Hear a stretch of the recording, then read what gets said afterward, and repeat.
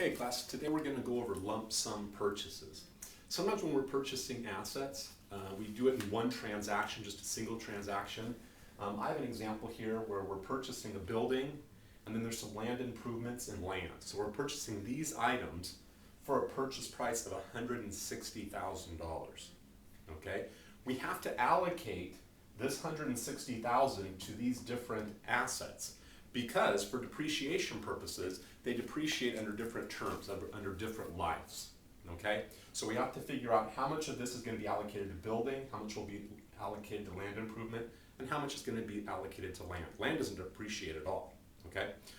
All right, so the process, first of all, is to figure out what their current value is. So I put down the appraised value. That's one way to do it. We can get an appraisal done or find out what the value is for these three items, the true value right now. And our appraised value is $140,000 for the building, $20,000 for the land improvements, and $40,000 for the land. So our total appraised value is $200,000. But once again, we're only paying $160,000. So we're getting a little bit of a deal here. So how do we allocate this $160,000 between these? Well, we're going to take a percentage. So we'll see what each one of these is a percentage of the total. So for example, we've got the building. It's $140,000 of the $200,000 appraised value, which is 70%. Okay, so $140,000, I'm knocking off the zeros, and $200,000 is 70%. Then we've got the land improvement at $20,000. So $20,000 divided by $200,000 is 10%. Okay, so that's 10% of the appraised value.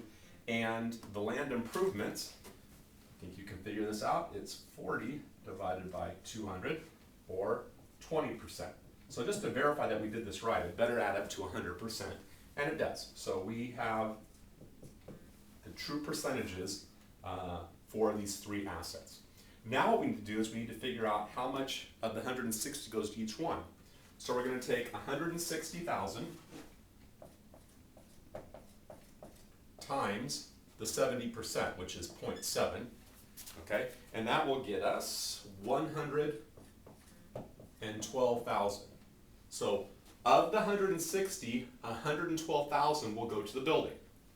Then we take the 160,000 times the 10%,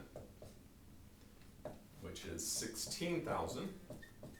And finally, we take the 160,000 times 20%, 0.2, which is 20%, which gets us obviously 32,000.